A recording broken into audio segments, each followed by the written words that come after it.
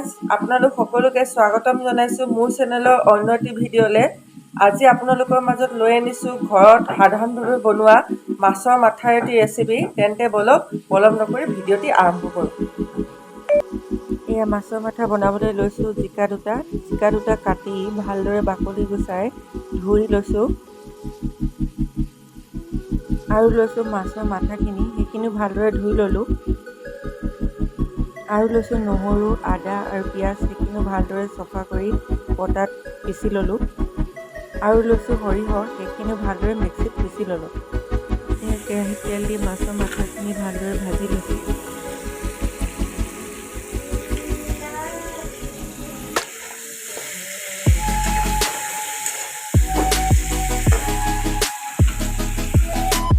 এয়া মাছখিনি ফ্ৰাই হৈ গৈছে।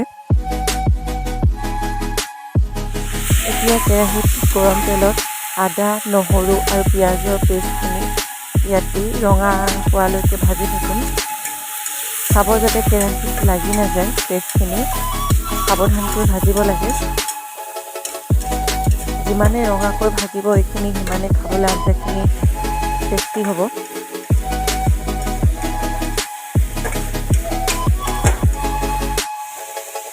এইখিনি মোৰ ভজা হৈ গৈছে। এতিয়া ইয়াত অলপমান নিমখ দিম।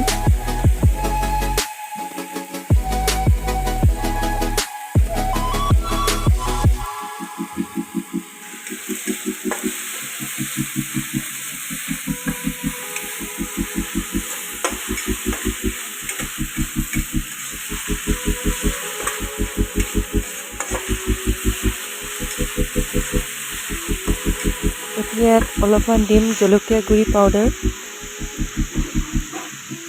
আৰু ৰং উঠিবৰ বাবে ইয়াত ব্যৱহাৰ কৰিম কাশ্মীৰী ৰেড চিলি পাউডাৰ। এতিয়া ইয়াক ভালকৈ অলপ দেৰি লৰাই থাকিম। আচলতে তেলত যদি হালধি, নিমখ আৰু জলকীয়া গুড়ি পাউডাৰ দিয়া হয় তেন্তে ৰংটো বৰ সুন্দৰ উঠে আৰু খাবলৈও বৰ টেষ্টি হয়। সেইখিনি ভজা হৈ গৈছে। এতিয়া মিক্সিত পিচি ৰখা সৰিয়হৰ গ্ৰেখিনি ইয়াত দি দিম আৰু ৰঙা হোৱালৈকে আৰু অলপ দেৰি ভাজিম।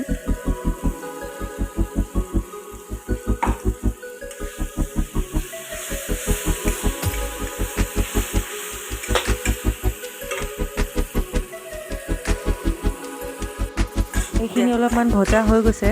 ইয়াত এতিয়া হালধি গুড়ি অলপমান দি দিম, 1 চামুচ বা 1.5 চামুচমান দিম। এতিয়া অলপমান ৰঙচুৱা হোৱালৈকে এইখিনি ভালদৰে কৰচেৰে লৰাই থাকিম।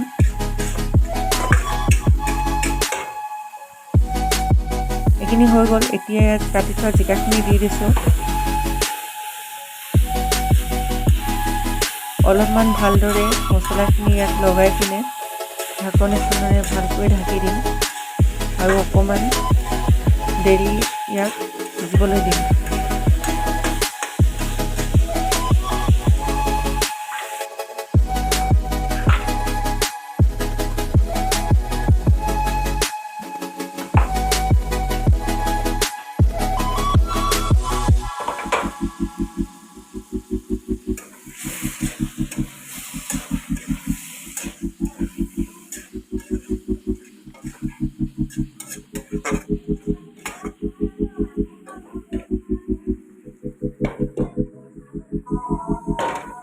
এয়া চাওক, আধা সিজা হৈ গৈছে এইখিনি, আৰু অলপমান সিজিব দিম। এয়া চাওক, এইখিনি সিজি গৈছে। এতিয়া পানীখিনি ভালদৰে শুকাবলৈ দিম যাতে ৰঙাকৈ ভাজিব পাৰোঁ।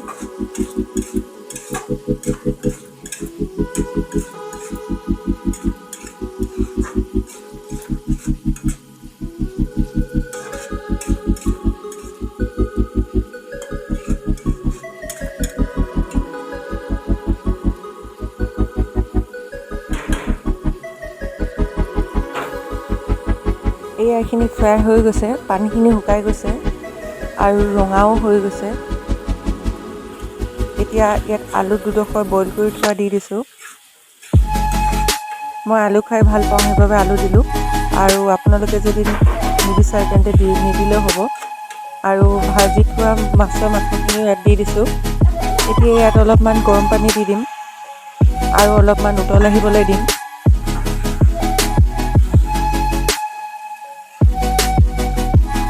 এতিয়া নিজৰ আন্দাজ মতে গৰম পানী দি আঞ্জাখিনি অলপ দেৰি উতল আহিবলৈ দিম।